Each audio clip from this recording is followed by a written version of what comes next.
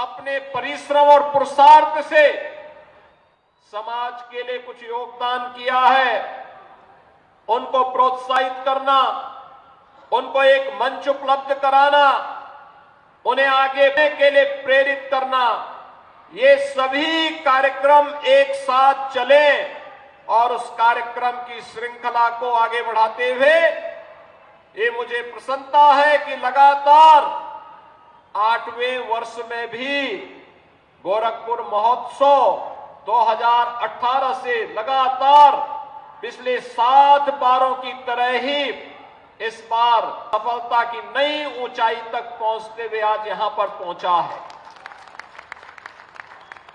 गोरखपुर नाम से ही पता लग जाता है, महायोगी भगवान गोरखनाथ की पावन साधना स्थली है।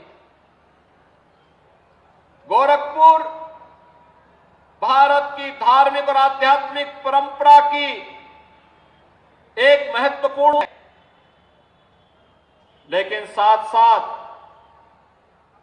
1923 से गीता प्रेस के माध्यम से भारत के साहित्य, धार्मिक साहित्य का एक प्रमुख केंद्र भी है। गोरखपुर के पास ही कुशीनगर, भगवान बुद्ध की महान निर्वाण स्थली कुशीनगर भी है। सूफी संत कबीरदास की महानिर्वाण स्थली मगहर भी है। गोरखपुर के आसपास प्राचीन विरासत के प्रतीक वे सभी स्थल हैं। कभी अपनी लेखनी के माध्यम से कथा सम्राट के रूप में विख्यात मुंशी प्रेमचंद ने गोरखपुर को अपनी कर्मस्थली बनाया था। कभी गोरखपुर में फिराक गोरखपुरी ने अपनी जन्मभूमि होने का सौभाग्य सी गोरखपुर को है। वैश्विक मंच पर भारत की आध्यात्मिक विरासत को योगानंद परमहंस ने इसी गोरखपुर में जन्म लिया था और यही गोरखपुर है जहां 1857 के प्रथम स्वातंत्र समर में ब्रिटिश हुकूमत की चूलों को हिलाने वाले शहीद बंधु सिंह की जन्म और कर्मभूमि भी यही गोरखपुर है।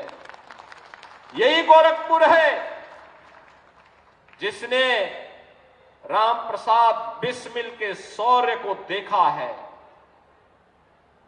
इसी गोरखपुर में राम प्रसाद बिस्मिल को देश की आजादी के उस आंदोलन में काकोरी ट्रेन एक्शन के लिए फांसी की सजा दी गई थी और इसी गोरखपुर जेल में जब पंडित राम प्रसाद बिस्मिल से पूछा गया क्या है, तो पंडित राम प्रसाद बिस्मिल ने एक ही बात कही थी कि इस भारत वर्ष में 100 बार मेरा जन्म हो, कारण सदा ही मृत्यु का देशोपकारक कर्म हो।